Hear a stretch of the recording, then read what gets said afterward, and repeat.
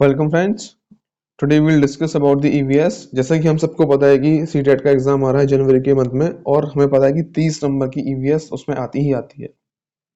तो एक और बात हमें पता होनी चाहिए कि ईवीएस में ही पॉलिटिकल साइंस का कुछ पोर्शन लिया है, कुछ बेसिक कॉन्सेप्ट्स हैं जो कि ईवीएस वाले सेक्शन में ही पूछे जाते हैं बच्चों से। उसको भी आज हम इस वीडियो में कवर करेंगे। और बेसिकली आज मैं डिस्कस करूंगा प्रीवियस ईयर्स के कुछ क्वेश्चंस हैं ईवीएस के। So without making late, let's start. संविधान सभा ने राष्ट्रीय गान को कब अपनाया? जो हमारा वर्तमान में राष्ट्रीय गान है, जनगण मन अधिनायक जय, इसको जो हमारी संविधान सभा थी उसने कब अपनाया? ऑप्शन फर्स्ट 20 जनवरी 1950, ऑप्शन बी 24 जनवरी, ऑप्शन सी 21 मई 1949, ऑप्शन डी 13 नवंबर।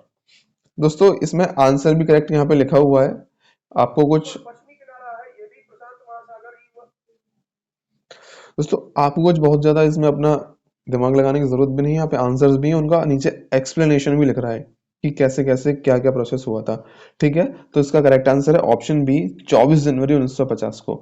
ठीक है, और यहाँ पे ये भी लिखा है कि इसकी जो रचना थी वो किसने की थी? रविंद्रनाथ टैगोर।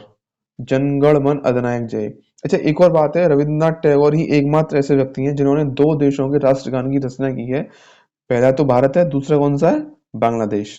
ठीक है, और सबसे पहले इसका जो गायन हुआ था वो कहा हुआ था 27 दिसंबर 1911 को, जो राष्ट्रीय भारतीय राष्ट्रीय कांग्रेस का जो अधिवेशन हुआ था कोलकाता वाला, जिसकी अध्यक्षता पंडित विशन नारायण दत्त, तो वहां पे इस गान को गाया गया था। इसका जो समय है 52 सेकंड है। ठीक है दोस्तों, अगले क्वेश्चन की तरफ अपन बढ़ते हैं। पुष्कर मेला कहाँ आयोजित किया जाता है? देखिए हमारे देश में बहुत ही फेमस एक मेला हो जाता है, पशुओं का मेला है पुष्कर मेला, जो कि राजस्थान के अजमेर में होता है। पुष्कर जगह है वहां पे। ठीक है, ऑप्शंस को बताने की मुझे जरूरत इसलिए नहीं है क्योंकि यहाँ पे करेक्ट आंसर ही दिया है एक्सप्लेनेशन के साथ में। ठीक है, तो पुष्कर जो तीर्थ है वो ब्रह्मा जी का तीर्थ है, अजमेर के पास में। वहां पे एक कुंड भी है जहाँ पे लोग स्नान करते हैं, और उसी मेले में दरअसल वो मेला डेडिकेट तो है ब्रह्मा जी के लिए और एक तरह से हिंदू देवी देवताओं के लिए। लेकिन उसमें क्या होता है कि पशुओं का मेला भी होता है, जिसमें पशुओं का क्रय विक्रय होता है। लोग पालतू पशु लेके जाते हैं, अपने व्यापार के लिए पशु लेके जाते हैं। ठीक है, हजारों की तादाद में यहाँ पे लोग आते हैं, पूरे ऑल ओवर इंडिया से भी और बाहर से भी। ठीक है, तो हर साल मेला ही लगता है कार्तिक महीने में। और ऊंट का ये जो मेला है, ऊंट का जो ऊंट की रेस होती है, ऊंट के खेल होते हैं, तो ऊंट की जो विशेषताएं होती हैं वो बहुत फेमस है। ठीक है दोस्तों, अगले प्रश्न की तरफ हम बढ़ते हैं अब। निम्नलिखित परावैंगनिक किरणों में से कौन सी सर्वाधिक हानिकारक है? ठीक है, जैसा कि हम सबको पता है कि जो अल्ट्रावायलेट रेज यानी परावैंगनिक किरणें होती हैं वो हमारे शरीर के लिए विशेष हानिकारक रहती हैं, स्पेशली हमारी स्किन के लिए। ठीक है, लेकिन उनमें भी कई तरह की किरणें होती हैं, जैसे अल्ट्रावायलेट ए कैटेगरी की, बी कैटेगरी की, सी कैटेगरी की। राइट, यहाँ पे हमारे पास तीन ऑप्शन है कि कौन सी कैटेगरी की किरणें ज्यादा खतरनाक होती हैं। इसका जो करेक्ट आंसर है वो है सी कैटेगरी की, जो अल्ट्रावायलेट रेज हैं वो ज्यादा खतरनाक होती हैं। ठीक है, अब इनको जो डिवाइड किया गया है उनकी वेवलेंथ के आधार पर डिवाइड किया गया है। ठीक है, ओके, अभी हमें इतना ही पढ़ना है, चलते हैं अगले प्रश्न की तरफ। अगला प्रश्न है, निम्नलिखित में से कौन सा जैव मंडल का अजैविक घटक नहीं है, which is not a abiotic factor of the biosphere? ठीक है, प्रोटीन, मृदा, कवक, फास्फोरस। दोस्तों हमें पता होना चाहिए कि अबायोटिक फैक्टर क्या होते हैं, तभी तुम्हें पता चलेगा कि बायोटिक और अबायोटिक क्या होता है। There are two kinds of factor, one is biotic and second one is abiotic, जैविक और अजैविक। ठीक है, ठीक है दोस्तों, अब बायोटिक फैक्टर क्या होते हैं और अबायोटिक फैक्टर क्या होते हैं? कि जो लिविंग थिंग्स हैं, राइट, हैविंग द लाइफ, उनको हम बायोटिक फैक्टर कहते हैं। राइट, जैसे प्लांट्स हो गए, एनिमल हो गए, बैक्टीरिया हो गए, बेसिकली ये सारी चीजें बायोटिक में आती हैं। और अबायोटिक फैक्टर में क्या हो गए? जो नॉन लिविंग थिंग्स हैं, कंपोनेंट है, जैसे वाटर हो गया, सॉइल हो गया, एटमॉस्फेयर की और सारी चीजें होंगी जिनमें जीवन नहीं है, राइट, वो अबायोटिक फैक्टर होते हैं। ठीक है, और इसका जो करेक्ट आंसर है वो है option C, this is not the abiotic factor. Right, क्योंकि प्रोटीन भी अबायोटिक है, मृदा जैसे कि मैंने अभी आपको बताया वो भी अबायोटिक है, डी फॉस्फोरस भी अबायोटिक है। Right, the option is that only she is that कि इसमें लाइफ है और ये भी केवल बायोटिक फैक्टर है। अगले प्रश्न की तरफ हम बढ़ते हैं। गिर शेर परियोजना गुजरात में है, बहुत फेमस है और प्रधानमंत्री मोदी जी ने इसका काफी प्रचार प्रसार भी किया था चुनाव के टाइम पर। ठीक है, this is the home of Asiatic lion's और एक तरह से इसको बहुत बड़ा टूरिस्ट हब बनाया गया जब मोदी जी प्रधानमंत्री सॉरी गुजरात के मुख्यमंत्री थे। और 1973 में इसको नेशनल जो है राष्ट्रीय उद्यान घोषित किया गया। ठीक है, और ये जब शुरुआत की तो केंद्र सरकार की तरफ से और उसकी सहायता से इसको शुरू किया गया था और आज हमने देखा कि this is the only place पूरे एशिया के में, ये केवल एकमात्र ऐसी जगह है जहां पे एशियाई शेर पाए जाते हैं। राइट, जूनागढ़ स्थित ये गिर पार्क है, राष्ट्रीय उद्यान पार्क है। जूनागढ़ में एक बहुत ही प्रसिद्ध जूनागढ़ की देवी का भी मंदिर भी है। लोग जहाँ पे दर्शन करने जाते हैं वहां पे दूसरी साइड वो गिरी सिंह परियोजना का भी दर्शन करते हैं, मतलब शेरों को भी देखने जाते हैं। ठीक है, अगले प्रश्न की तरफ हम बढ़ते हैं। WWF से क्या आशय है? दोस्तों, शुरुआत में जब मैं पढ़ रहा था इसके बारे में तो मुझे लगा कि ये भी कोई WWE की तरह कोई ऐसा ही खेल होगा लड़ाई का या फिर ऐसा, बट मुझे बाद में पता चला कि इसका जो करेक्ट जो है फॉर्म है वो है वर्ल्ड वाइल्ड लाइफ फंड। राइट, तो वर्ल्ड वाइल्ड लाइफ फंड क्या है कि जो वन्य जीव हैं यानी जिनकी अ, अस्तित्व पर संकट है, right, species that are at stake, right, which are not in the enough quantity, बहुत सारी नहीं है, वो कम है जिनकी संख्या, तो उनको प्रिजर्व करने के लिए, उनकी रक्षा के लिए एक पहले एसोसिएशन बना, फिर उसका मुख्यालय स्विट्जरलैंड में बना। स्विट्जरलैंड में ग्लैंड नामक एक जगह है, वहां पे इसके मुख्यालय बना और वहां पे वन्य जीवों की देखभाल के लिए, देखो पैसा तो चाहिए होता है, हर चीज के लिए पैसा चाहिए होता है। ठीक है, और जिनके अस्तित्व पर संकट है, ऐसी प्रजातियों की देखभाल ज्यादा जरूरी है। जैसे देखा कि कुत्ते हैं, कुत्ते प्रचुर मात्रा में हर गली में कुत्ते मिल जाएंगे, हर घर में कुत्ते मिल जाएंगे, राइट, लेकिन हमें देखेंगे नीलकंठ पक्षी है तो वो बहुत कम मिलता है। तोता है, कबूतर है, वो बहुत ज्यादा मिलते हैं। नीलकंठ है, कम मिलता है। तोते थोड़ा उससे ज्यादा मिलते हैं, कबूतर उससे ज्यादा मिलते हैं। तो what we need to focus कि हमें नीलकंठ को बचाने की जरूरत है और उसके लिए क्या है कि सबने एक एग्जांपल देके बता रहा हूँ मैं आपको। That is not up to the mark, that is not, that may or may not be correct, कि सबने एक एसोसिएशन बनाया कि इंटरनेशनली जो जो पक्षियों की या फिर वन्य जीवों की प्रजातियां जिन पर संकट है उनको हम बचाएंगे और उनके लिए हम पर्यावरण को बेहतर बनाने का प्रयास करेंगे। ठीक है, तो इसका आशय उसी फंड से है, उसी कलेक्शन से, पैसे के से जिसके तहत ये काम करते हैं। तो करेक्ट ऑप्शन होगा ऑप्शन सी, वर्ल्ड वाइल्ड लाइफ फंड। अगले प्रश्न की तरफ हम बढ़ते हैं, ऑप्शन सी।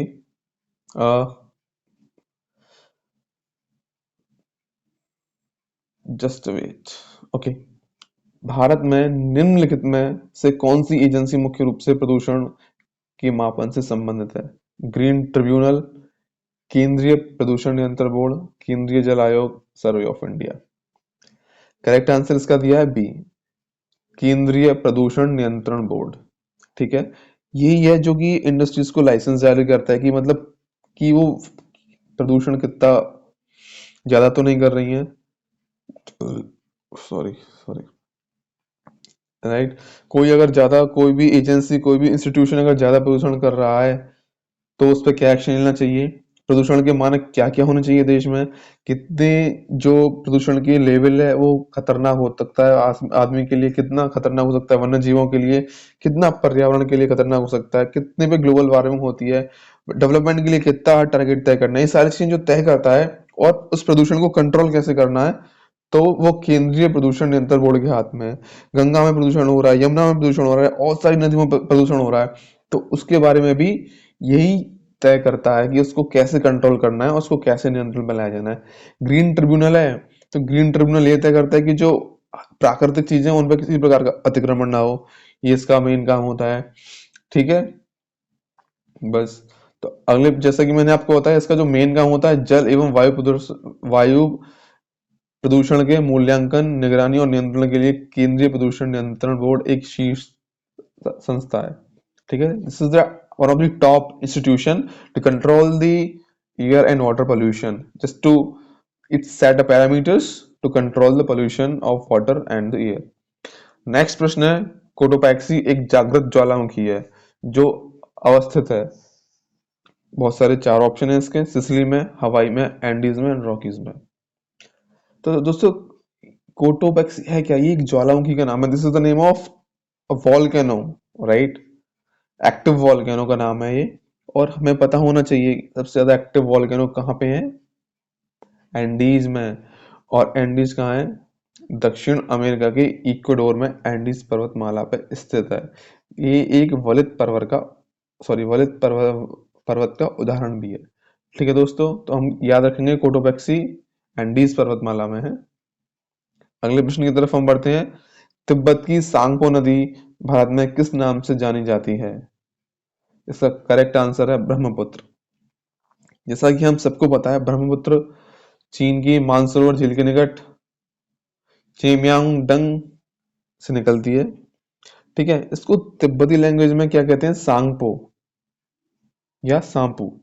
तो इसका जो नाम है वो क्या है, इसका अर्थ क्या है कि पवित्र करने वाली। जैसे हमारे देश में क्या है, गंगा जी को जो स्थान प्राप्त है, वैसे तो सभी नदियां ही पवित्र मानी जाती हैं अपने देश में, लेकिन जो तिब्बत में माना जाता है ब्रह्मपुत्र को पवित्र माना जाता है। ठीक है, तो उसका यही मतलब होता है कि वह नदी जो पवित्र कर दे उसको सांगपो कहते हैं, और सांगपो को ही भारत में ब्रह्मपुत्र के नाम से जाना जाता है। ठीक है, और यह सबसे बड़ा नदी का एक द्वीप समूह बनाती है जिसका नाम है माजुली। आसाम में इसका है, बनाती है। और भारत में इसकी कुल लंबाई 1340 किलोमीटर है, और अरुणाचल प्रदेश में भी ये बहती है। ठीक है, तो चीन का और भारत का आपने देखा होगा, अरुणाचल पे कभी कभी वो विवाद बना रहता है। तो उसका एक बहुत बड़ा रीजन ये नदी भी है, क्योंकि जो वाटर का बहुत ज्यादा पानी है ना, आपने देखा होगा लंबाई तो इसकी चाइना में ज्यादा है, लेकिन जो वाटर कंटेंट ये करती है ये भारत में ज्यादा करती है। समझ रहे हो?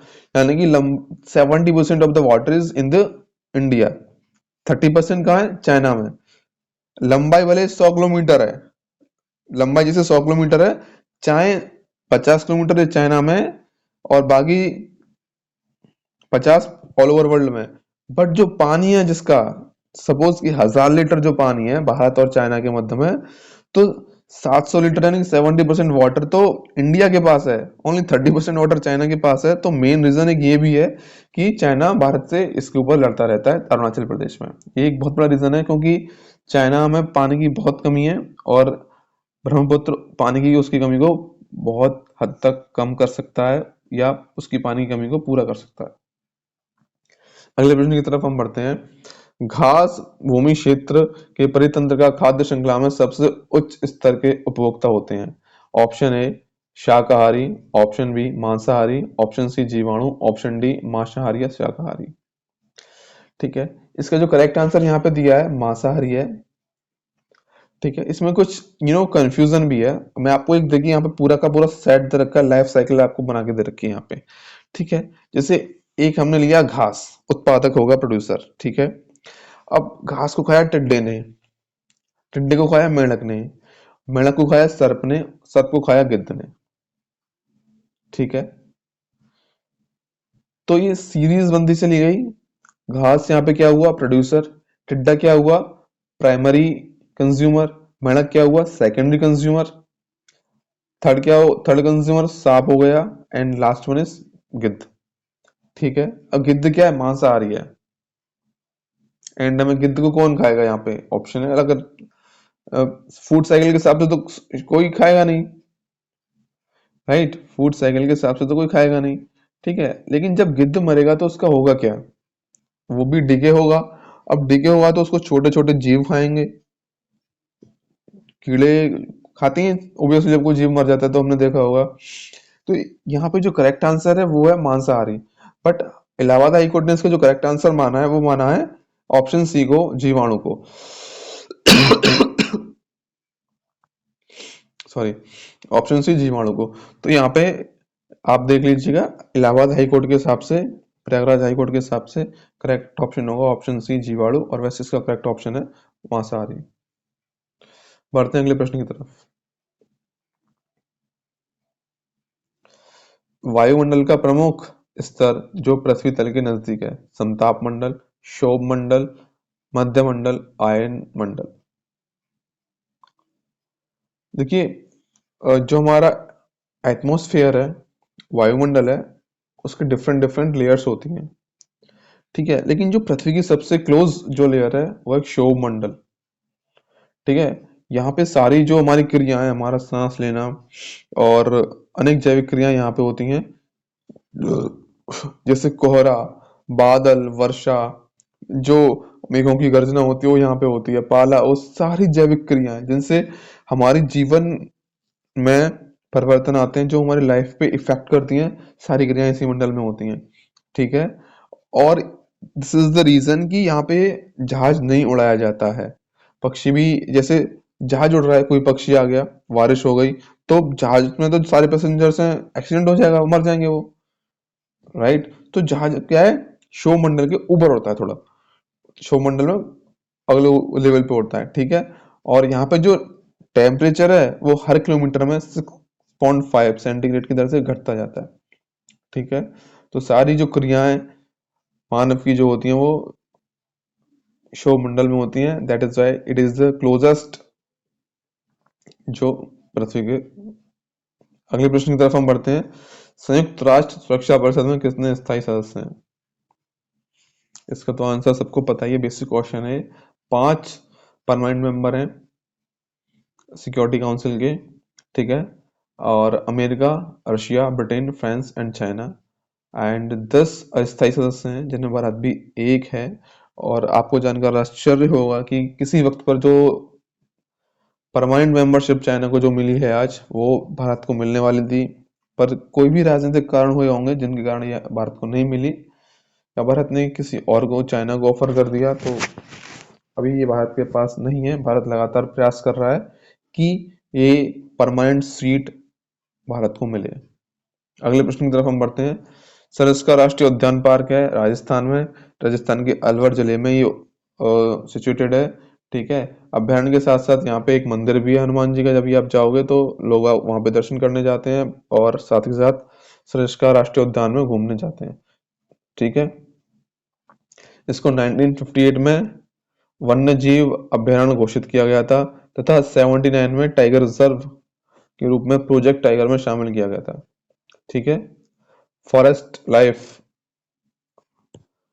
को प्रिजर्व करने के लिए यहाँ पे कुछ बनाए हुए हैं। जैसे आप जाएंगे तो देखेंगे कि पक्षियों के लिए क्या किया है, उनको बचाने के लिए काफी लंबी लंबे ऊंचाई पर जाली लगा दी ताकि पक्षियों को उड़ने में भी कोई दिक्कत ना हो और उनको कुछ नुकसान भी ना हो, ठीक है। पक्षियों को भी तो नुकसान रहता है अनेक हिंसक जीवों से, तो उसके लिए भी यहाँ पे काम किया गया है, ठीक है। अगले प्रश्न की तरफ हम बढ़ते हैं। 15वां प्रश्न है, पारिस्थितिक तंत्र में ऊर्जा का मुख्य स्रोत है। हम सबको पता है कि जो हमारी एटमॉस्फेयर है, हमारी अर्थ है, वहां पे जो एनर्जी का प्रमुख सोर्स है वो क्या है, सोलर एनर्जी, सूर्य का प्रकाश ही है। और सारी एनर्जी सब, अगर कोई कहेगा कि चंद्रमा से भी हमें एनर्जी मिलती है, कोई कहेगा कि हमें किसी भी चीज से एनर्जी मिलती है, तो एट द एंड हमें जाके पता चलेगा कि उसको भी एनर्जी कहाँ से मिल रही है, सूर्य से ही उसको एनर्जी मिल रही है। सपोज मैं बोल रहा हूँ भाई देखो, मुझे तो सूर्य से एनर्जी मिल नहीं रही है, मैं तो खाना खा रहा हूँ, मुझे उससे एनर्जी मिल रही है। ऑल्दो ये सच है कि सूरज जब नहीं निकलता है तो जीवन में कितनी मुश्किल हो जाती है, सर्दियों में सूरज 2 दिन नहीं निकले तो कितनी परेशानियां हो जाती हैं। लेकिन फिर भी स्टैंडर्ड कंडीशन को हटा दिया जाए और मैं कहूँ कि हाँ भाई देखो, मैं खाना खा रहा हूँ और मुझे तो एनर्जी इससे मिल रही है, बट जो पेड़ जिनसे हम खाना खा रहे हैं उनको एनर्जी कहाँ से मिल रही है? वो तो प्रेजेंस ऑफ सनलाइट में ही खाना बना रहे हैं ना अपना। अगर वो अपना ही खाना नहीं बनाएंगे तो हम खाना कहाँ से खाएंगे? तो एट द एंड हम ये कहेंगे कि जो पारिस्थितिकी तंत्र में ऊर्जा का मुख्य स्रोत है वो है सूर्य प्रकाश। अगला प्रश्न है, एगमार्क का संबंध है, गुणवत्ता से एगमार्क का संबंध है, ठीक है। आपने देखा होगा कि कोई भी घी या खाने का कुछ भी प्रोडक्ट हो तो उस पर एगमार्क लिखा रहता है। तो एगमार्क का मतलब क्या होता है कि इसको सर्टिफाई किया जाता है कि हाँ यह खाने योग्य है और अच्छा प्रोडक्ट है, इसमें बहुत मिलावट, मतलब कुछ ऐसी चीज मिली हुई नहीं है जिससे कि आपको नुकसान करे, ठीक है। और इसका जो टैग है वो भारत सरकार के द्वारा दिया जाता है, खाद्य मंत्रालय के द्वारा दिया जाता है, ठीक है। अगले प्रश्न, आर्सेनिक द्वारा जल प्रदूषण सर्वाधिक है। देखिए आर्सेनिक क्या होता है? ठीक है दोस्तों। आर्सेनिक का जो, देखिए, एक केमिकल है ये, और इसका जो चिन्ह होता है वो एस होता है। इसमें मेटल के कम होते हैं और नॉन मेटल के जो गुण होते हैं वो ज्यादा पाए जाते हैं। ठीक है। बहरहाल, तो आर्सेनिक क्या होता है कि हर चीज में ये पाया जाता है। जो चीजें प्रेजेंट, नेचुरली प्रेजेंट हैं, जैसे अर्थ की क्रस्ट हो गई, वाटर हो गया, रिवर वाटर हो गया, सब में ही पाया जाता है। बट इस ये क्या है कि इसको अगर हम ज्यादा मात्रा में ले लेते हैं तो ये नुकसान करता है। हर चीज में थोड़ा थोड़ा बेसिक तो पाया जाता है, एकदम बहुत ही माइन्यूट क्वांटिटी में। ठीक है। बट इसको हम स्लो पॉइजन भी कहते हैं। ये किसी निश्चित राशि से अगर ज्यादा होता है तो फिर ये नुकसान करना शुरू करता है। ठीक है। और पिछले कुछ समय पहले मैंने एक रिपोर्ट देखी थी, यमुना जी का जो जल है दिल्ली में जो बहता है, उसमें आर्सेनिक की मात्रा काफी अधिक बढ़ गई है। और इतनी ज्यादा आर्सेनिक की मात्रा बढ़ गई है उसमें कि जो मछलियां हैं वो भी मरने लगी हैं। तो this is a slow poison. और अपार्ट फ्रॉम दिस, अगर इसको एक बार में अगर एक सर्टेन अमाउंट से ज्यादा ले लिया जाए तो ये डेथ भी इससे हो जाती है। ठीक है। इसका जो करेक्ट आंसर होगा वो होगा ऑप्शन डी, पश्चिम बंगाल में सर्वाधिक जल प्रदूषण है आर्सेनिक की वजह से। ठीक है। अगला प्रश्न है, वन्यजीव सुरक्षा अधिनियम 1972 में पारित किया गया था। और इसका मुख्य उद्देश्य था कि जो अवैध शिकार हो रहे थे वन्य जीवों के, उनको बचाना, उनका व्यापार, उनकी तस्करी रोकना। ठीक है। अगला प्रश्न है,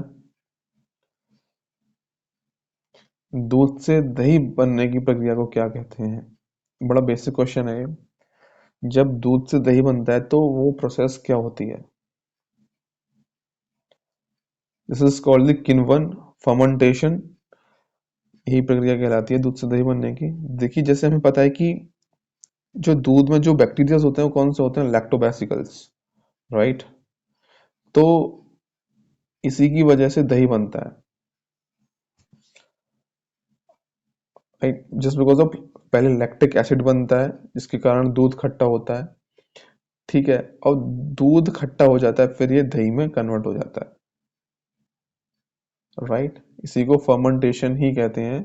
और इसके बाद जो प्रोडक्ट हमें मिलता है फर्मेंटेशन की प्रोसेस के बाद, ये कहलाता है योगर्ट। राइट।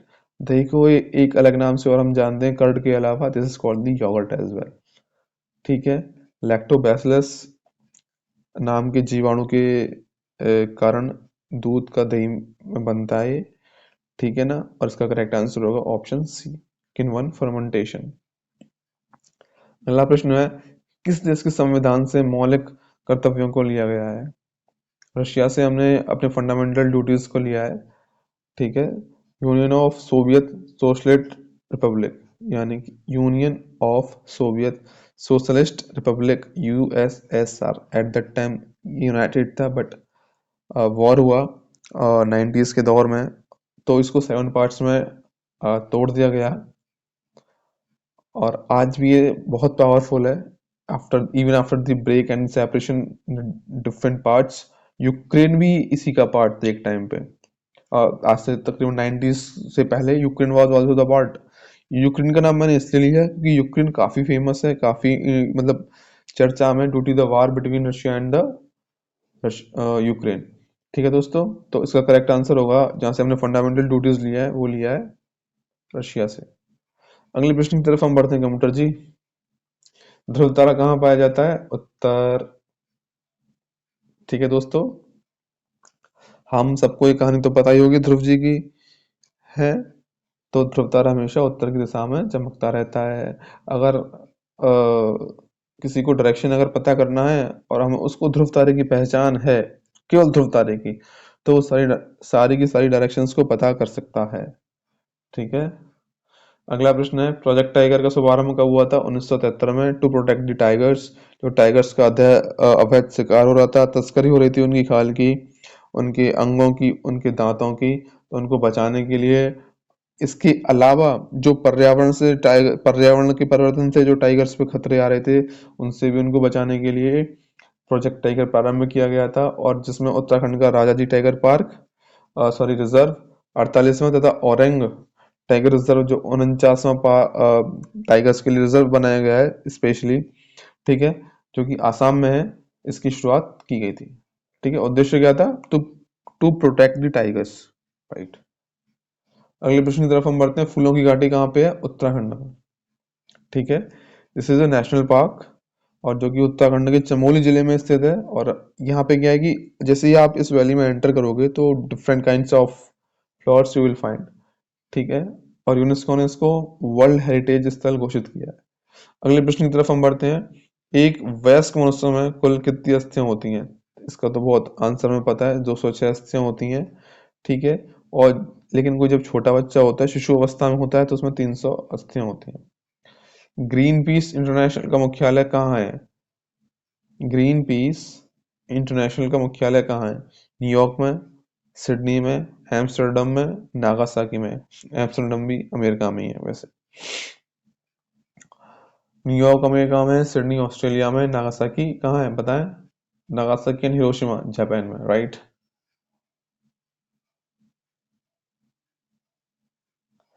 देखिए जैसे कि नाम को पता है ग्रीन पीस, यानी कि ग्रीन का मतलब होता है पर्यावरण से जुड़ा हुआ। तो ये एक संस्था है जो कि पर्यावरण संरक्षण के लिए एक स्वतंत्र रूप से काम करती है, और वर्ल्ड लेवल पे काम करती है, इंटरनेशनल लेवल पे काम करती है। 1971 में इसका फॉर्म किया गया था, फॉर्मेशन हुआ था। इसका जो उद्देश्य है वो है कि पर्यावरण को संरक्षित करें, प्रदूषण को कम करें, ठीक है। इसका जो मुख्यालय हेडक्वार्टर है वो कहाँ पे है? एम्स्टर्डम में। कंप्यूटर जी अगला प्रश्न लाया गया है जाए। Question number 26। प्रकाश संश्लेषण के प्रकाशीय चरण के दौरान का ऑक्सीकरण एवं अपचयन होता है। जब फोटोसिंथेसिस पूरा होता है तो उसमें दो काम होते हैं, ऑक्सीडेशन भी होता है और अपचयन भी होता है, राइट। आंसर इसका करेक्ट दे रखा है। जल का तो ऑक्सीडेशन होता है और NADP का क्या होता है? अपचयन होता है। पूरा एंटायर प्रोसेस यहाँ पे लिखा हुआ है, आप देख सकते हैं, राइट। NADP का प्रोसेस, H2O का यू नो ऑक्सीडेशन होता है, और NADP का अपचयन होता है। अगले प्रश्न की तरफ हम बढ़ते हैं अभी। एलपीजी के संदर्भ में क्या सत्य नहीं है? यह एक स्वच्छ ईंधन है, यह एक उच्च ऊष्मीय मान का है, यह नीले ज्वाला से जलने वाला है, या मीथेन उत्सर्जन करने वाला है। जो इसका करेक्ट आंसर होगा, इसको प्रश्न को पहले अच्छे से पढ़ना है कि क्या सत्य नहीं है। तो करेक्ट आंसर इसका यह मीथेन उत्सर्जन करने वाला है, ठीक है। एलपीजी क्या है कि लिक्विफाइड पेट्रोलियम गैस। इसमें जो मेन जो कंटेंट होते हैं उसके क्या होते हैं? प्रोपेन तथा ब्यूटेन, राइट। हम सब साइंस में पढ़ते ही होंगे, केमिस्ट्री में इसको। तो प्रोटीन और ब्यूटेन से मेनली ये मुख्य घटक इसके होते हैं जो बने होते हैं, और ये किसकी फॉर्म में होते हैं? हाइड्रोकार्बन होते हैं, ठीक है। लेकिन अगर देखिए स्वच्छ ईंधन तो है, ये हमें पता है। अगर स्वच्छ ईंधन है तो ये मीथेन को वो नहीं उत्सर्जित नहीं करेगा, कि मीथेन क्या है? पॉल्यूटेंट है, पॉल्यूशन में सहयोग करता है मीथेन, ठीक है। तो बस इसी से हमें समझ जाएंगे, अगर ईंधन स्वच्छ है तो ये मीथेन को उत्सर्जित नहीं करेगा, it will not exceed the methane, ठीक है। और ये नीली ज्वाला के साथ जलता है, which is the you know सबसे गर्म भाग होता है। आप देखिए कभी भी आप गैस जलाएं तो नीचे से एकदम आपका हाथ एक बार मतलब करना मत इसको, एक बारी मैंने किया था। तो हाँ, जैसे आपके ऊपर रखेंगे थोड़े ऊपर तो आपको ज्यादा गर्म लगेगा, और नीचे की साइड में आप देखेंगे तो कम गर्म रहता है वो। अगला प्रश्न है, प्रजातियों की उत्पत्ति एक रचना है। अरस्तु की, चार्ल्स डार्विन की, मेंडल की, रॉबर्टो की। ओरिजिन ऑफ स्पीसीज ये एक किताब है जिसको लिखा है चार्ल्स डार्विन ने। अगले प्रश्न की तरफ, मकर रेखा है, तो मकर रेखा बोलते हैं 23.5 डिग्री को, ठीक है। साउथ 23.5 डिग्री में उसको मकर रेखा कहते हैं। अंतिम प्रश्न यही है कि अंतरराष्ट्रीय न्यायालय का मुख्यालय कहाँ पे है? इसका करेक्ट आंसर है हेग में। अच्छा, इंटरनेशनल जो कोर्ट है उसमें क्या होता है? जैसे कि हमें पता होगा कि अभी रिसेंटली एक केस चला, मिस्टर यादव का एक केस चला जो कि एक ऑफिशियल थे, जस्ट फॉरगॉट। तो उसमें इंटरनेशनल हरीश साल्वे जी ने पाकिस्तान के साथ एक केस चला था, कुलभूषण जाधव जी का, और एक और केस था अभिनंदन जी का शायद, जिसमें Harish, I am not very sure about it, उसमें हरीश साल्वे जी ने 1 रुपए का प्राइस लेके उसमें केस लड़ा था, और उसको जीता भी था, ठीक है। तो इसकी जो स्थापना नीदरलैंड हेग में की थी, और 3 अप्रैल 1940 को की थी।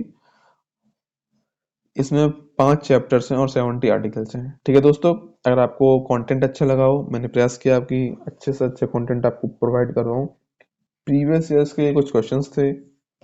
ठीक है, आगे मैं और भी वीडियो लेके आऊंगा इन पे, तकरीबन 500 से 600 क्वेश्चंस मैं करवाऊंगा इस पे। ठीक है, सो होप कि अच्छा हो ये सारा, and let's go had. Okay, please channel को सब्सक्राइब कीजिएगा, शेयर कीजिएगा। Thank you.